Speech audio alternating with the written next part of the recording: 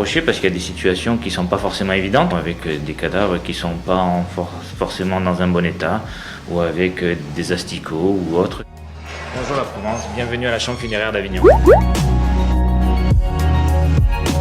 Je suis Dr Mosnier Romain, je suis médecin généraliste et médecin légiste dans le Vaucluse.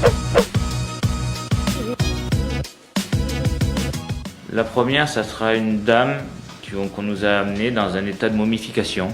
On nous l'avait amenée en pleine période estivale, en pleine période de canicule. Et cette dame, on la retrouve à ce moment-là habillée avec 3 pulls, 2 gilets, une couverture, une doudoune. Et les enquêteurs ont commencé à rechercher des informations et c'est là qu'on s'est rendu compte que personne ne s'était occupé d'elle et personne n'avait pris connaissance de cette dame depuis le mois de novembre, alors qu'on était au mois de juillet. La deuxième, c'est tous les asticots, c'est toutes les histoires d'asticots. Il y en a plein des histoires d'asticots. Dès qu'on a des gens qui, en plein été, dès que les gens restent trop longtemps au soleil ou dès que les gens sont à l'extérieur ou n'importe, on a une nuée d'asticots qui viennent. C'est catastrophe. Les gens verdissent très rapidement et ça donne lieu à des... On le sent, on le sait. La troisième anecdote, en revenant de Montpellier, je sais pas, on avait fait une autopsie et j'avais pas mis le tablier correctement. Et en fait, le liquide de putréfaction avait coulé sur mes vêtements. Le problème, c'est qu'il fallait que je reprenne le train pour repartir. Dans le métro, j'ai un chien qui est venu me renifler, qui a commencé à essayer de me bouffer le jean, tranquillement. Et puis plus tard, même si j'ai réussi à le pousser, je peux vous assurer que dans le train, je ne le sentais pas moi, même si je me rendais un peu compte, mais j'avais un périmètre de sécurité absolument gigantesque. Dans le train, ça a été un moment un peu solitaire.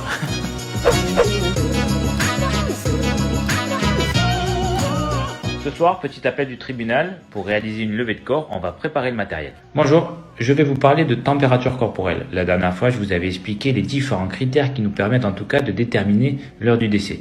L'idée était tout simplement de pouvoir informer le plus grand nombre, de pouvoir les informer sur leurs droits, de pouvoir les informer sur notre travail, pouvoir autant créer des vocations, que les gens ne soient pas fixés sur leurs idées préconçues créées par les séries, où les médecins légistes ne sont là que pour faire des cadavres.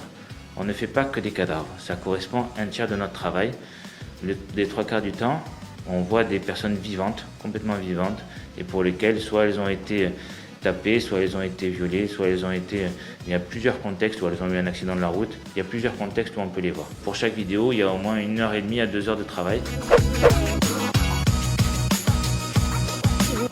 Le métier de médecin légiste est principalement d'avoir un rôle de prévention.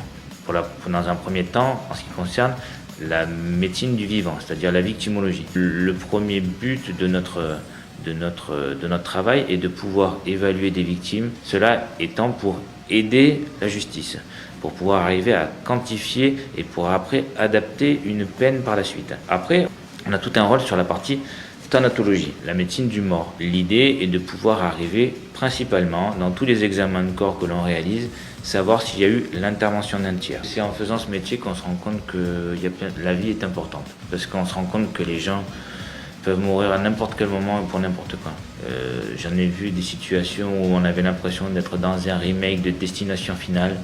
Il y avait de tout. Il y a des jours où la mort, quand on a envie d'être là, elle est là et elle laisse pas trop de possibilités. Chez moi, je n'en parle pas forcément tout le temps. Après, j'ai beaucoup d'amis ou beaucoup de nièces et autres qui sont passionnés par ce genre de choses.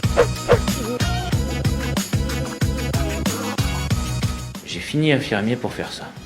J'ai voulu continuer à infirmier pour pouvoir arriver à financer mes études, mais je savais la première année que j'ai fait infirmier que j'allais rattaquer mes études pour reprendre médecine légale. C'est principalement l'idée de redonner en tout cas à la victime, au corps en lui-même, de lui redonner une histoire, de savoir exactement ce qui a pu lui arriver, de savoir si... et surtout qu'à la fin, on puisse le laisser tranquille.